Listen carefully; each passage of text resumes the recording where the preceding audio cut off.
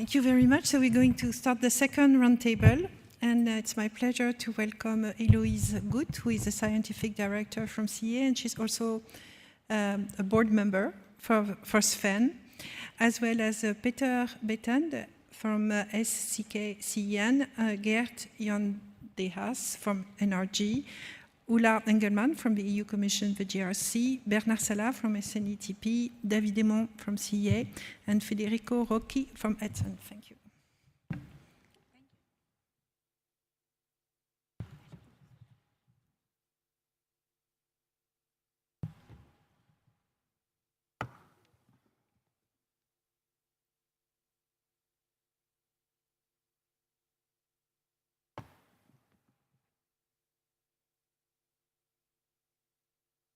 Bonjour à tous.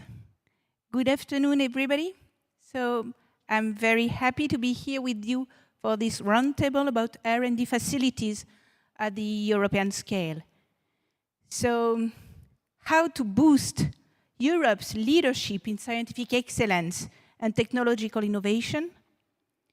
So to provide some insights, we will discuss in this roundtable 4 main topics.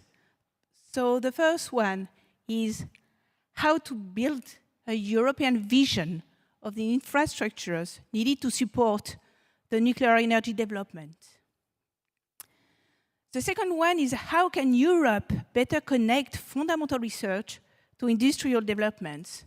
And how can we create this pipeline from discovery, testing, prototyping to large-scale deployment that was mentioned before? So how should research infrastructure be connected to technological infrastructure and to industrial needs? Third point we will discuss is how is infrastructure strategy also guided by developments in modeling and simulation. It was already mentioned in the first roundtable, but we can also discuss about how can we support the rise of AI. And finally, we will discuss about some Euratom project. The offer project was just mentioned before. How can we build on this project and how can we beyond? And we will talk about the European Industrial Alliance, SMR. So first of all, I would like to thank you for being part of this panel. I'm very pleased to be here with you. So I will take turns asking each of you some questions, but please, I would like this roundtable also be interactive. So don't hesitate to build on points that will be raised by your colleagues, so don't hesitate. So we have the pleasure to have here Peter Baeten. So you are Director General at SCK CEN in Belgium and Vice President of SNETP, the Sustainable Nuclear Energy Technology Platform. We also have Geert-Jan-de-Haas, Program Manager at NRG in the Netherlands. Ulla Engelmann, GRC Director for Nuclear Safety and Security. Salha, R&D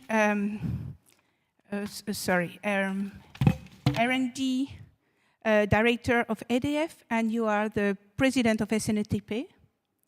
Emond, Jules Reactor Project Director. And also the last one here, but very important, is Federico Rocchi. You are the President of ETSON, the European Technical Safety Organization Network. So to start that discussion, perhaps we can start with you, Bernard, if you agree, about this SMR Alliance, about this collaborative project, please. Yeah, thank you very much. Great pleasure to be with you. So I'm going to try to give you a flavor about what is the current SMR Industrial Alliance. Perhaps to start with a few words about SNETP.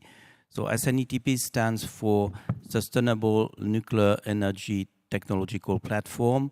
So we are in fact an association gathering, let's say, most of the scientific, academic, and industrial partners working on R&D, on fission activities. So we are working on light water reactor, but also on other technology, generation 4 technology, I would say. So all the scope of the fission aspect. So we have been deeply involved in the Industrial Alliance on Small Modular Reactor. Peter, by the way, and I are member of the governing board of this association.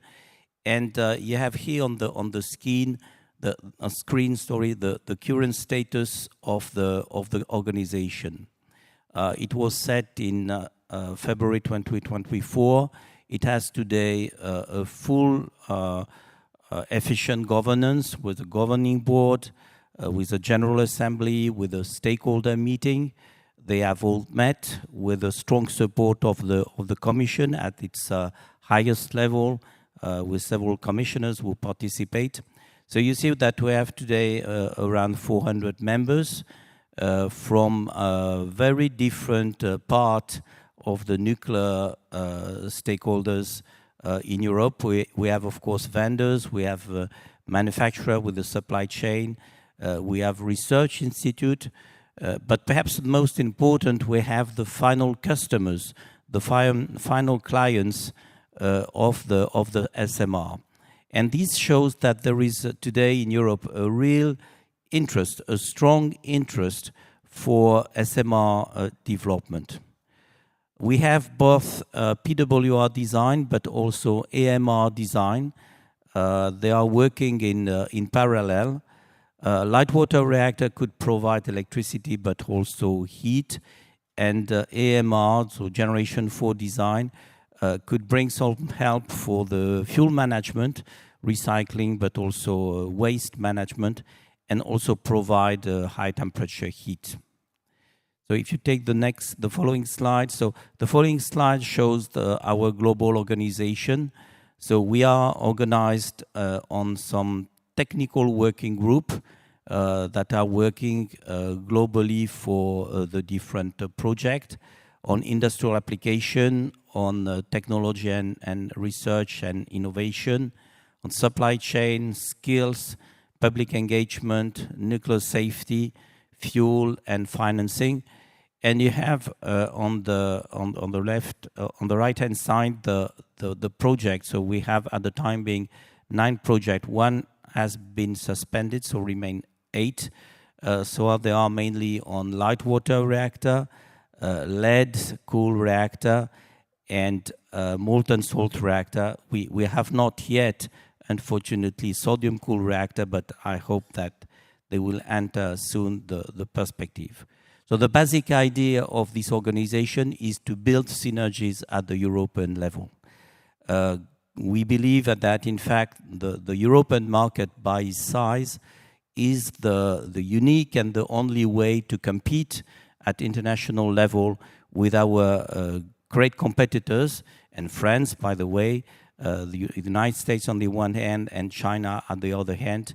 Europe is the only competitor able to withstand such big competitors. About research and innovation, I will let the floor perhaps to Peter. He's leading Peter Baeten, so the head of the SCK CEN. He's leading the technical working group number 2 and focusing as developing those technical synergies and infrastructure in Europe. Okay, thank you very much, Bernard. So we've been working, of course, already a long time within SNETP, but now within the SMR Industrial Alliance, as you just explained, we're also looking to the research infrastructure and research needs in view of the project working groups. What you saw there on the right-hand side of the previous slide were the so-called project working groups, and it's very important also to emphasize that what we are looking at in terms of research needs, European research needs and European supporting infrastructures, is to respond to the project working groups. Because for a long time, of course, we have been developing infrastructures, maybe not fully aligned with the needs of the different technologies or the different questions on the table. But now what we really want to highlight is, in fact, to what extent can the current facilities that exist already respond to those needs, and what are the main gaps that we identify for the future. So we are not starting from zero. So as already mentioned before, we have the offer project where already more than 230 infrastructures are available. We have the database, we know how they can respond to certain needs. But what we are now working on within the technical working group 2, where we have, let's say, 2 main actions. One is related to the identification of the current facilities and gaps with regard to the future needs. So we're making now a bottom-up survey, which is almost finished. But again, we will check with the needs on the, let's say, the industry side. That's very essential. Now, of course, if you will make such a exercise, we will come up with many infrastructures. So what we have also decided is we will put some kind of threshold, which is a little bit arbitrary, of, let's say, in the order of 10 million euros, to look really at the larger facilities, because most of those project working groups and industries and startups, they're able to solve certain needs with small facilities themselves. Now, if you look to the, let's say, larger scale facilities, coordination and between the different project working groups and within the project working groups is essential to address that at a higher level. So our intention is really to highlight those infrastructures that we will need for the future and those where are still the gaps in terms of large-scale facilities. Now, this morning, just the panel before we saw, let's say we have all these different kind of infrastructures. We have all the hot cells, the irradiation facilities, the zero power facilities. Every type of facility is needed, but as before already pointed out, there are some key facilities that we in Europe are, let's say, maybe lacking a little bit more or have more difficulties. And these are especially the irradiation facilities. If we want to develop new fuels, new materials, either whether it's in, let's say, the thermal spectrum, and my colleague here next to me will explain this a little bit more, but also in the fast energy spectrum. There, indeed, today we are, let's say, not having this in Europe, and this is clearly one of the elements that we are missing. Before, also they touched upon the fuel facilities, because we want to develop new type of reactors, even the existing ones. If you don't have the appropriate fuel and innovations in fuel, you need the lab scale facilities, but also the demonstration facilities. There's also a very clear gap that will be there and identified. And thirdly, when we talk about startups, new technologies, most of the time you need a demonstrator. As pointed out before, a small-scale demonstrator, and this is also something that is not in the tens of millions of euro and an order of magnitude higher. So these are very important elements. With regard to the infrastructures, the second main item that we are looking at is code and standards. Codes and standards also try to put it at a European level for, I would say, the coalition of the willing. We have with GRC already taking care of Transuranos, but we will look to what extent we can also put other codes at a higher European level in terms of software, but also access to data. And then we come again to the experimental facilities and access to infrastructure at European level. Thank you very much. Ulla, would you like to add something about that and also to talk about the GRC current and future position within this ecosystem? Please, thank you. Yeah, thanks a lot, and thanks already for pointing to JRC. So you mentioned on one hand the infrastructures, but I think we really need to put it together with the data, and the data then together with the modeling, with the simulation. And I think also what was mentioned before, and I think also to make it maybe a bit more controversial, the use of AI. I think this is also something we need to look into. Many of us are only starting, but I think if we are not doing it, we might miss a train. And this is maybe something which is a good forum to discuss about. And the skills. because that also means the skill set we need might also be changing. Because if we look into the needs of AI, then also there, have we thought about which skills we then would need? So I think we are really in a turning point, and I want to be even a bit more provocative to what was said in the panel before, because you encouraged us to react to what was said. So, Stefan, I'm not so sure that AI is only a tool. So, because it's very much about changing processes, and I think that it's much more deeper than only a tool. And we in JRC are discussing currently how to transform the JRC in an AI-embodied organization. This applies probably much more to the non-nuclear part of JRC than the nuclear part, but we really have started to look at these transformative processes. So maybe something for discussion. Maybe it's less in the nuclear field than in others, but I think we have to reflect about it. So bringing this together, we have the need for infrastructures, and it was pointed out, and several important research infrastructures exist. But then now, how can we make them be useful also for startups? And I think this is also for some a change in the business model, because which data can we make available and under which conditions for the startups? And this is something which, in close collaborations and also with the SMR Industrial Alliance, we need to discuss. We want to be helpful, but in our case, as JRC, being a European research center, we need, let's say, also give the same access to everybody, or we need a specific contract. We are allowed to have a certain percentage of third-party work, but we need to find the right mechanism to apply. And also there, I think the business model is changing.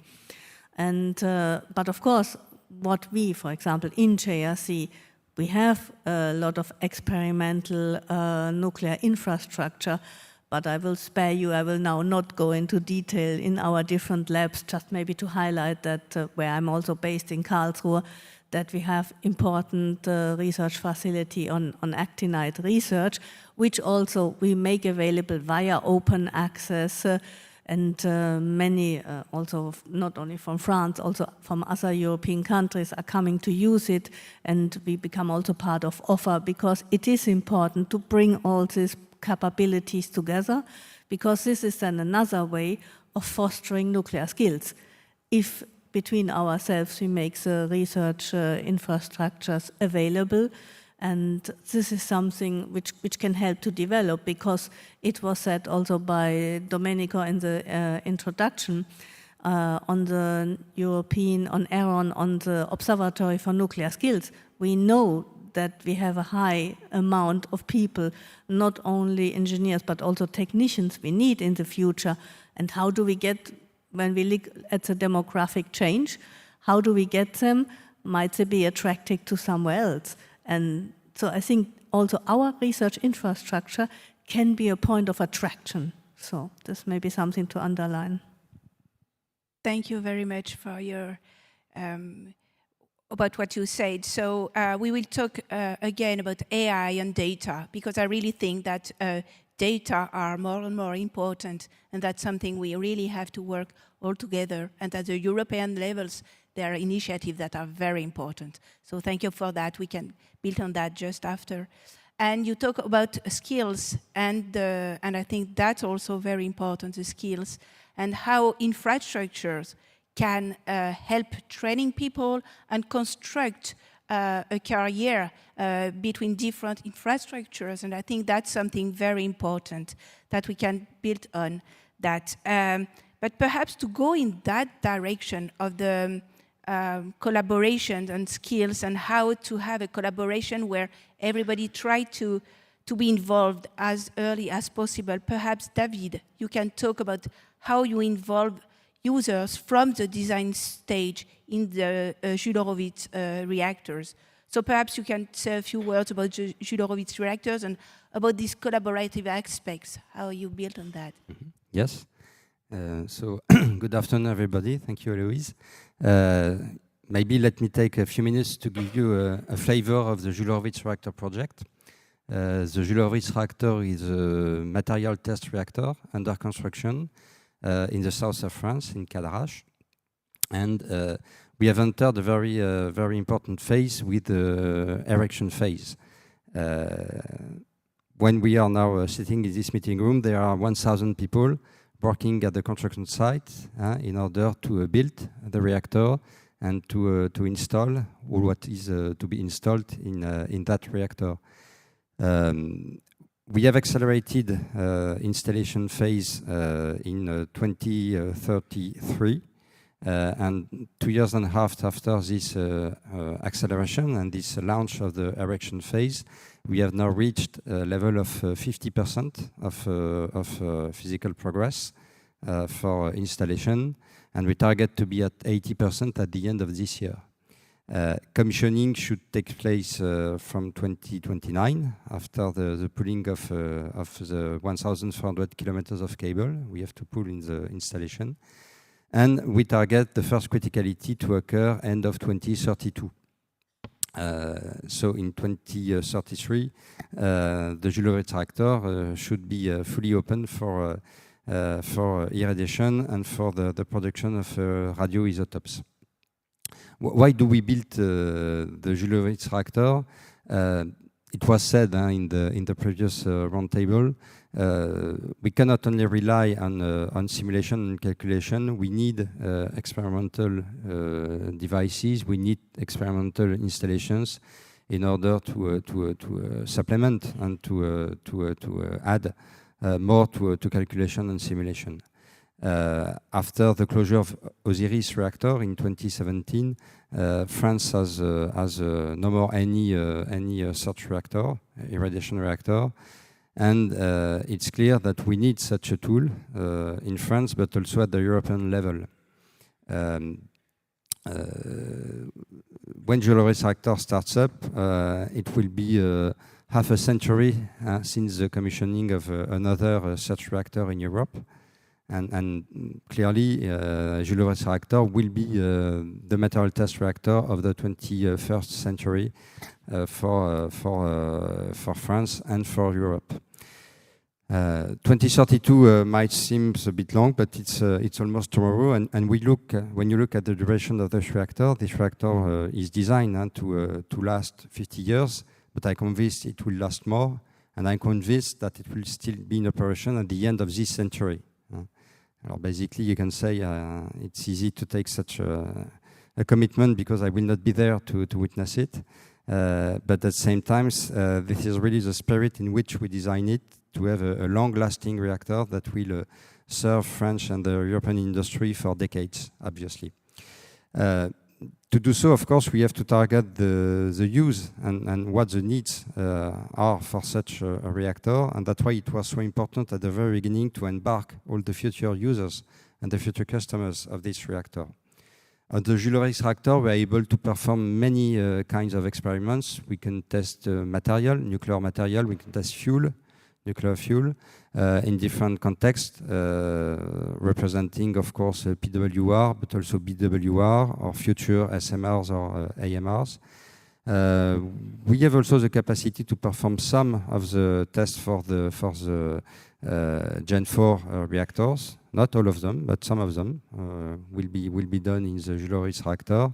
And that's really the idea of the Jules Horowitz reactor, to offer a toolbox of many different kind of experiments in order to serve all needs for the industries, known needs as well as future needs, unknown needs. We will also produce radioisotopes for medicine, for medical use. And clearly, we want to put it at a very high level because we want to produce 25% and up to 50% in peak of the European need in radioisotope for medical use. Taking with us the partners at the very beginning was very important. So in 27, a consortium was created called the Jules Horowitz Reactor Consortium, with different partners from France. And we have all, of course, the big players of the nuclear industry, but also non-French partners, European partners, and also some Asian partners have also joined the consortium. Today, the consortium has 14 members, plus the European Commission, which has a status of observer, but as was said, has 6% of access right, and has the biggest amount for a non-French participant. It's very important to have all these partners embarked at the very beginning of the reactor so that we can design reactors that fits the future needs of the customers. It's important because we need this input. We also need to design the future experimental devices, and we have already started to do so. And so it's important to know what experiments will be done in the reactor. At the same time, having the customers puts a lot of pressure on us. There is a lot of eagerness to see the reactor being started up, and of course this is fuel for the team motivation on a daily basis. Thank you. Geert-Jan-de-Haas. So what is your vision concerning the infrastructures in Europe? And we talk about the relation between industry and research, and what is your vision to connect that different pillars? Well, I think there are good reasons to be optimistic.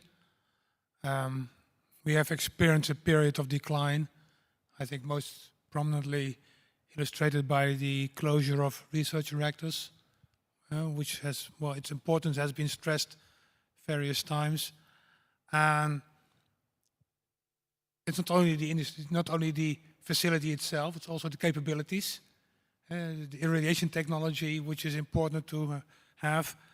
That's why I always prefer the expression nuclear knowledge infrastructure, because it's not only the facilities, the physical facilities, but everything along with that, including also, the same applies also to the supply chain, because supply chain and R&D have a close interconnection. It's a kind of the playground and the human capital. So it's three elements: R&D facilities, supply chain facilities, and human capital. Having said that, if you look at what's happening in Europe, I think there's a reason to be optimistic, as I said. Well, to speak for my own country, the Dutch government decided about 2 years ago to invest 2.5 billion euros in the construction of the Pallas reactor, which was the end of a very long trajectory, finding out how to fund the Pallas reactor. And it's for medical isotopes, but equally it's also important to mention it's also a facility which we want to pursue and continue the work which we've done so far in the HFR reactor, which is of course owned by the European Commission. But if you also look at to Belgium, for example, the first phase of the MIRA project is running. Got the Eagles project, the Belgian government released 100 million euros for that. If you look at the UK, the UK government released funds for a HALU facility at Capenhurst, the Uranus facility, released funds for the SMR and supply chain from Rolls-Royce. So a lot is happening.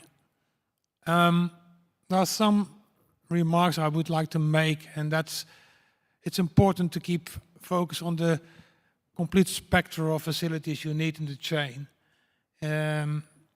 Some facilities may be more favorable than others, and what you don't want to end up with is a situation in which you lack some of the key facilities.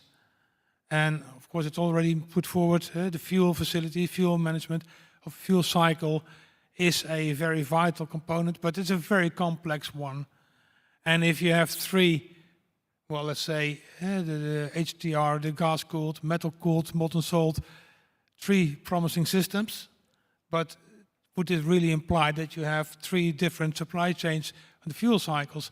That's really a task. So you have to find a way of achieving that as well. The other thing is, I would like to stress is, often these facilities arise from a domestic need. But we all know well, maybe except for France, that the domestic need, the business case for the facilities is not that to be sustained by only domestic needs. So you need a mechanism to embed these domestic facilities in a wider international arena. And I think especially the European Commission, JRC, but also activities like the Industrial Alliance are key to make sure that everything you are going to build finds its place and is of added value to the community. Do you want to add something about this point, about domestic needs? And you want to add something about the SNETP actions, about that? Yeah, we mentioned several times the offer project that was sponsored by Euratom. It's let's say it's a modest project because the amount of money which had been released is 7 million only.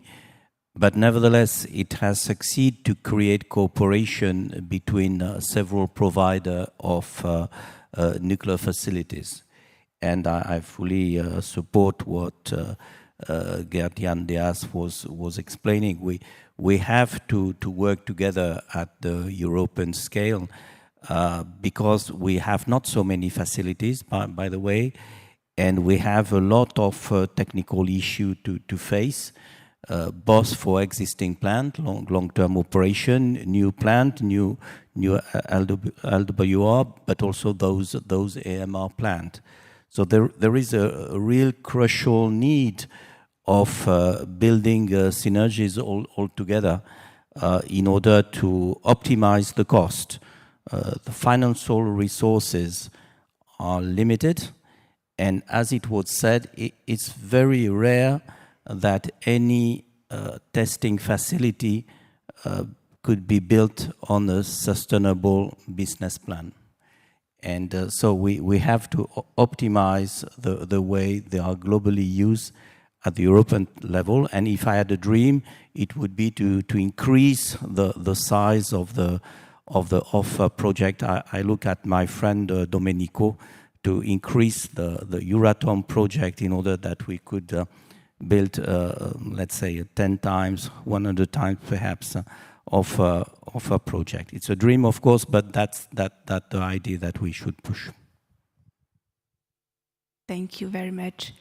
You mentioned LTO, SMR, IMR. Perhaps I will ask you, Federico Rocchi, about the ETSON work. So ETSON is the... Perhaps you can say a few words about the ETSON. And my question is that, what is your vision of the role of R&D infrastructure in supporting this new safety demonstration, particularly long-term operation, SMR, IMRs, and perhaps you can relate that to the question we had about artificial intelligence, the increase of modeling and the increase of numerical capacities. Thank you. Thank you. Thank you very much for the invitation to this important side event, to the Nuclear Energy Summit of tomorrow, to speak in the name of ETSON, the European Technical Safety Organization Network, the association which brings together the technical safety organizations in support of the national regulatory bodies in Europe. 2026 marks the 20th anniversary of ETSON. ETSON was created in 2006, and then it was transformed into an association according to the French law in 2011. But the collaboration activities among some European TSOs dates back to year 2000, when the series of Eurosafe conferences was established by these TSOs.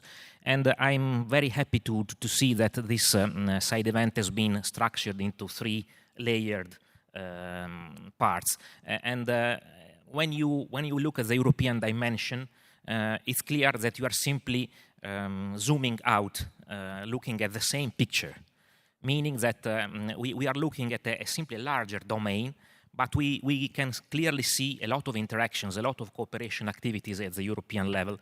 And the organizations that we represent today at this panel represent parts of these types of interactions at the European level. And it's important to realize that these interactions amount to cooperation, which is vital for our regional dimension. And going to your questions, well, ETSON has been trying to look ahead a little bit of times to anticipate the regulatory needs to support the safety assessments of what the technological developments were proposing to us.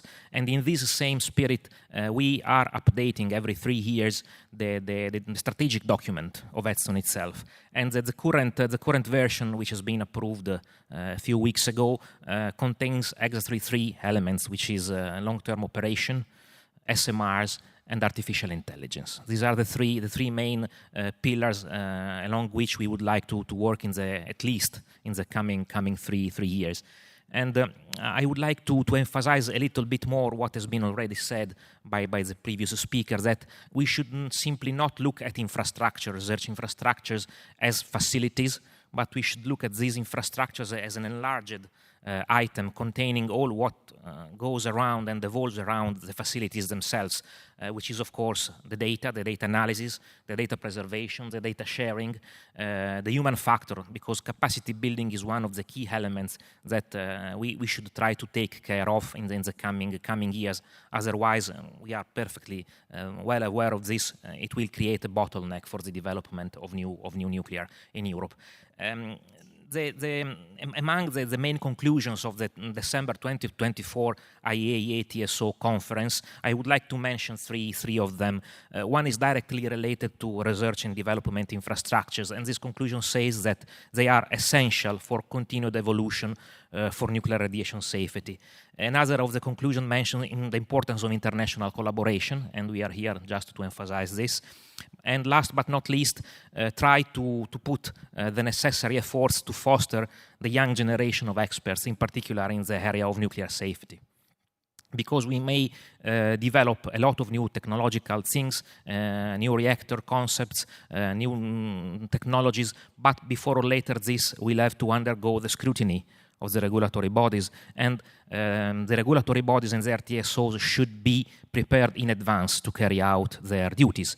This means that if we don't develop the necessary skills to carry out these duties, we will reach a situation in which everything will be slowed down somehow.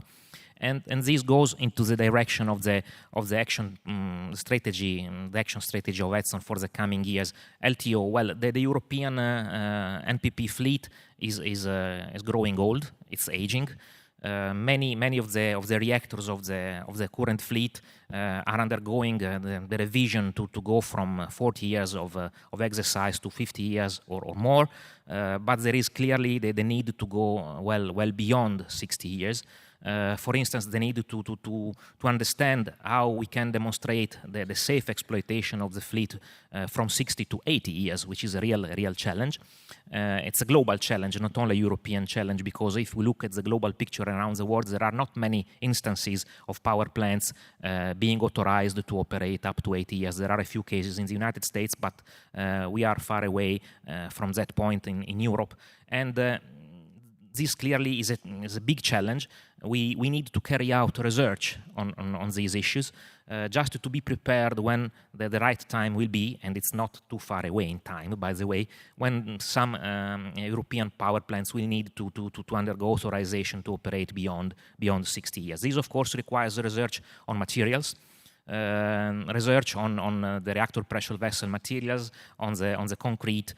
For the vessel, we have some strategies to decrease the fluence, and some ideas are already present and available on the table. But as far as concrete, we really needed to understand what is the real limit for this type of material, which constitutes the one of the two non-replaceable items in the nuclear power plants.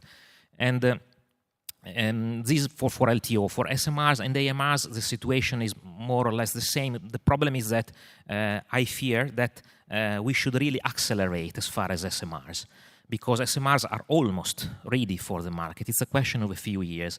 But still, we need a lot to do at the European level. in terms, not let's say of harmonizing regulatory practices, which would be a little bit too demanding in so short time, but at least to understand what are the possibility to maximize and exploit the commonalities we have in our regulatory systems. And in this area, ETSON can play really a big role, because we have already started to work together since many years in this area, and it's a kind of bottom-up approach, I would say. ETSON is in a position to interact with the industrial players, industrial stakeholders, and I can mention in this regard the participation of a few of ETSON members in the pre-assessment activities for some SMRs, which have been of benefit for certain designs. Certain SMR designs are more mature, other less mature, but it's something which is going to be deployed really very soon. And as far as AMRs, the situation is a little bit more complicated because we have many designs, of course. Some research still needs to be carried out in several areas.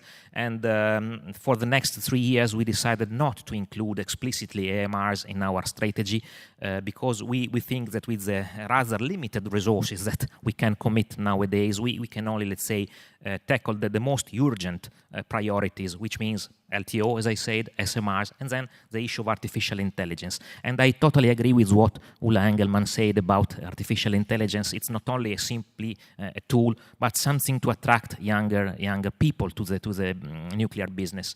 It's really difficult to attract them, to retain them, and without them, there will be, let's say, the expected exponential growth which we are foreseeing for nuclear will simply not be there. Going back to artificial intelligence, we have two main, let's say, ways of tackling it. As a kind of more engineering tool to predict something, to speed up calculations, and another aspect which is more related to the regulatory side as a kind of help to analyze somehow the safety files of reactors. These two applications are growing very quickly. The trickiest point is that to be used effectively in a useful manner, the human factor, the human being should always stay within the loop, as the expert says, meaning that the people need to be very well aware of what's inside AI models. They are not to be used as black boxes. And this means, of course, the anticipatory behavior and attitude also among technical safety organizations to digest these things, to understand how they work, and to participate as much as possible to their development, so that we are all aware of what AI can really give to us. Thank you very much. Perhaps this question is to all of you, so just tell me who wants to answer. I would like to continue on what you said about AI and the fact that we have to connect. But my question is that how to connect with other communities, and perhaps not nuclear communities, but beyond nuclear communities. This is also something very important, and perhaps for AI, we can also go further with these other communities. So, Ulla, do you want? Yeah, just to give an example, we had last week organized a deep dive, AI-driven nuclear reactors, where we got from different areas experiences. And we had, amongst others, we had a colleague from Horizon who was part of this panel, but also somebody from Edge AI and other fields, because this is what you said. We need to bring expertise from other fields and discuss. And what was extremely important is also the transparent AI, because as you also said, we cannot accept black boxes. You need the algorithms to be known, and you need to know how they are doing it. And that we also had discussion on how far can you go with generative AI using AI agents, because using the large language models for image analysis or better data analysis, this is something which really can help us to speed up the use of our data, and we can even see what would it mean for the codes. But the generative AI is something we need to look much more critical into, because what effects will this have? So we had then also somebody who came from the standardization part, in his experience from another field, from also aviation, because we had different high-risk technologies, and how is AI used in them. So I think we can also learn how other, like aviation, space, or finance are using AI. And so maybe this is something we need to do even more in the future, to have this cross-cutting learning also from other sectors. Not only for AI, but for any different topics. Yeah, this can apply for others. I took it now with the example of AI, but I think definitely nothing wrong learning from others, and by this learning, getting up to more speed. Perhaps we can take some questions from the room. If there are, yes. Stefano. Thank you very much. As usual, very interesting panel and discussion. I'm coming back to the story of the larger facilities and the different needs. From Ms. Emond, we have heard what does it mean to have a material test reactor like Jules Horowitz reactor, having the right flux and the right spectrum to serve different purposes, different goals. Is not only about irradiation, which is extremely important fuel and materials. It's also about safety. If we wanted to test the things at the real operational condition, we need such a facility, which is nothing else than a neutron source, a very high intensity neutron source with the right spectrum. That's it. And which serves different technologies and different purposes. You have also mentioned that maybe the previous panel, the importance from this point of view of international collaboration, which is good. And when we talk about fast reactors, of course, Joyo, it may be, Japan can be, of course, a good pick from this point of view. But Joyo has a very, for people that they know, that facility is very sodium oriented and with limited irradiation capabilities, and on top of that is still to be restarted, and we don't know. And the moment in which this will happen, everybody in the world, even US doesn't have this facility. So, everybody will be there. There will be a big competition. And in any case, to have your own facility means something even in this competitive world.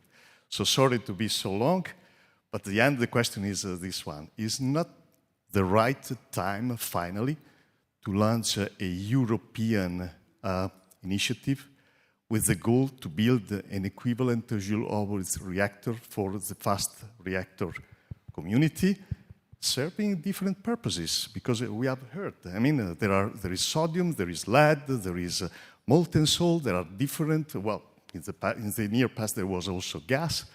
So why not to join the effort to have a neutron source, a high-intensity neutron source for fast reactor purposes, serving the different purposes and the different customers. Thank you.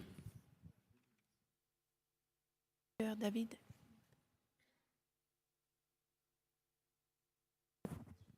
I think the question is for the European Commission. Start.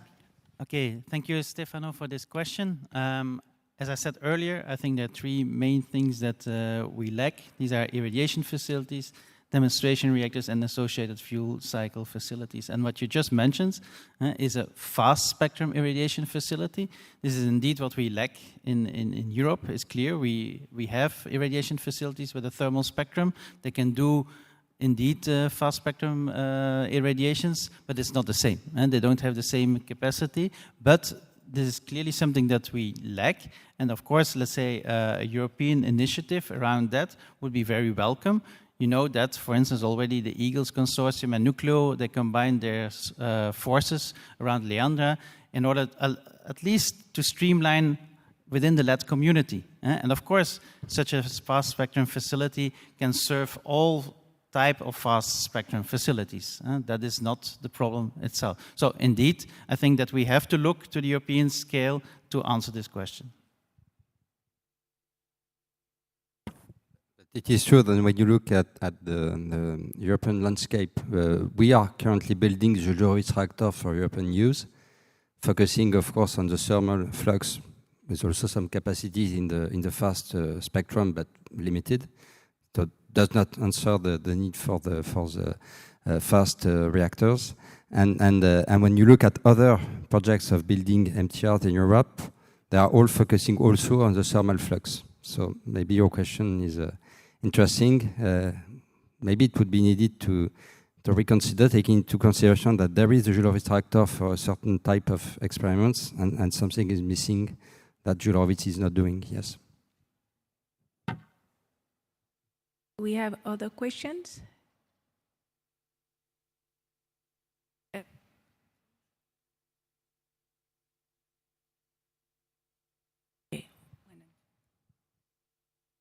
Well, firstly, thank you for this panel. And I would like to ask, well, to what extent can the renewal of the European nuclear fleet be considered an instrument for of a sovereign strategy, insofar as the dependencies on the technological and supply chain demands regarding, well, China, the United States, and Russia, while respecting the European Union concurrence laws?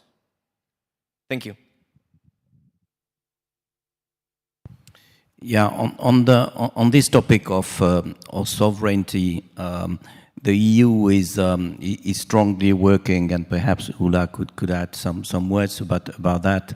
So last week, a document was issued about strengthening, in fact, the EU content of the industry.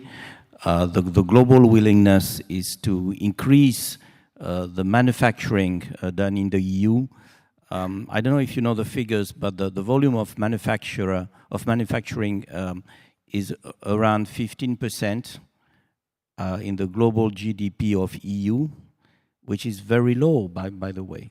And the willingness of this act is to increase it to 20%. And we are very happy. Nuclear is part of the game. So Ulla, perhaps you have more details. Yeah, I think the fact that, as you said, nuclear is part of the game because it is about technology neutrality, and that's why the clean energy initiatives are building on this technology neutrality. And it was, for example, also mentioned before, these IPCIs, the important projects of common European interests. This is new, that nuclear can be part of these IPCIs, and several discussions for several different IPCIs are ongoing, and this is a way to have the state aid, and it is a need that different member states want to bring projects together, European countries, bringing these projects together. This is ongoing, and there is within the Commission, because it's our colleagues from DG Competition who are having the lead on this, and for example, we in JRC are also supporting them in analyzing the project. So this is new, let's say, that there is a possibility that IPCIs are for nuclear. Then, as it was said last week, when the Industrial Accelerator Act was published, this is another way also to see how funding can go to, as we say, technology-neutral projects, and that means in this case also nuclear. Tomorrow we have coming out the communication on small modular reactors, and I think also within this communication, without preempting, of course, what will come out tomorrow, I also urge you all to have a look on this, because also there comes in this element, because there is also discussion within the SMR Industrial Alliance, as it was said, that they talk also to the people who need the energy, meaning the energy-intensive industries, but also when we talk about AI, the needs of AI, the data centers, and if you see in the US, where, let's say, the one who are using or wanting to produce a lot of AI tools and AI means, they are looking to nuclear as one of the, and paying to have access to nuclear. So I think there are several things right now moving and going in what you said to help the European sovereignty, because we need also from what was said before to make sure that manufacturing capabilities stay within Europe. And for manufacturing, particularly energy-intensive industries, you need to have the possibility to produce. And then there's a question, can an SMR next to an energy-intensive industry support this? We had a question up there.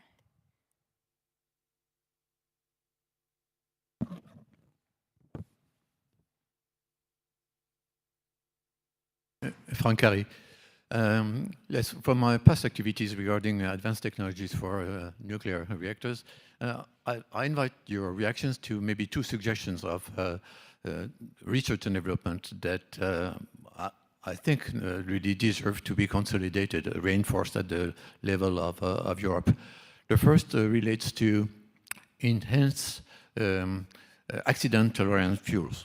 I think this is very important, and well, some has been done in the field. And I think, let's say, in connection with advanced materials, let's say, new generations of even more resisting fuels, let's say, could be developed. And not only for light water reactors, but also for fast neutron reactors. And it is connected to also the identification of a severe accident being quite, let's say, a useful facility to really advance research on fast reactor severe accident. This is the first suggestion, and I'm interested in your reactions. The second suggestion relates to synergies between fusion and fission. And we are coming to a point where there is a recognized need for, let's say, accelerating technology developments for fusion reactors, for the post-ITER.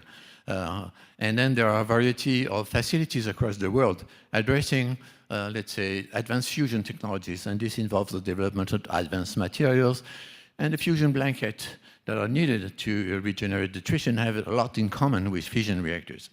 And then, let's say, considering the fact that the budget for fusion is much larger than that of fission so far, it might be interesting to check or identify really research and development in the field of materials or in the field of blanket technologies that could also serve the purpose of advancing technologies for advanced modular reactors, fission reactors. So I'm also interested in hearing your perspectives regarding this suggestion. Thank you, Frank. Who would like to start about the first question? Severe accident. Federico, do we want to start, please? I can give you, let's say, some perspectives from ETSON about accident-tolerant fuels. They are among the research areas that we would like to pursue in the coming years, or we would like to have pursued in the coming years. As we say, are preparing a periodical position paper on R&D needs for nuclear safety. And the part about fuel will include, of course, something about the continuing development and safety assessment of accident-tolerant fuels. It's clear that something has been done in the previous years on the area of accident-tolerant fuels, especially in the United States, but in cooperation with European industries and organizations. The main issue, as you know, is that to fully qualify a new fuel, even a new cladding, takes a lot of time. Because we must ensure that the integrity of the first barrier is, of course, always guaranteed, and that the benefits in comparison to the costs are really important. In my opinion, we should continue at the European level to understand more and more these new types of fuels, not only the claddings but the fuels themselves. But it's a question that to fully arrive at a qualified product, it takes time. For fusion, well, in fact, I am a little bit skeptical about the timeline of fusion development. I said that for ETSON it has always been a kind of mental attitude to be proactive and to try to anticipate future needs. But anticipate means also to start studying and analyzing something that is more or less already, let's say, structured and available on the table to look at. And what should we look for fusion? Will it be demo? Well, it's a question of maybe the next 30 years or something like that, which is a bit too far away in time. And if we are looking at those new concepts about improving the magnetic confinement of plasmas, well, they can maybe solve some of the many open questions of fusion, but not all of them. That's the current, let's say, vision that we can say concerning ETSON on fusion. But of course, as soon as there will be, let's say, more mature designs, let's say not only for experimental facilities, but for real devices to produce energy, we will of course need to study them and analyze them. So we have to stop in 2 minutes. So final words perhaps concerning fusion. You had something about fusion to say, both of you? Okay, Ulla. Okay, so sorry, gentlemen. No. Yeah, sure, with pleasure. No, it is the question on the link, the synergies between fission and fusion. And I think this is something where we also have started to look into, because in JRC we had, for historic reasons, we had a ban to work on fusion, but we have changes, we are out of this ban, because from the fission community, we got also a lot of requests, particularly on materials research, from the fusion part, to come to us to say, because with your facilities, you can help us to do material testing for fusion. And so we have anyway started slowly to go in this direction, but now we are really looking into where are the synergies, where can our research infrastructure, so to bring it back to the research infrastructure, where can our research infrastructure be useful for the fusion community, and like this also closing this loop, as you said, between the difference in budget, that we can with this be useful. And I think this is something we have started to look into, but I would definitely be interested in further exchanges of the community. Thank you very much. I think we have to stop now. Sorry. Thank you very much for the discussion, and thank you for the question. Thank you.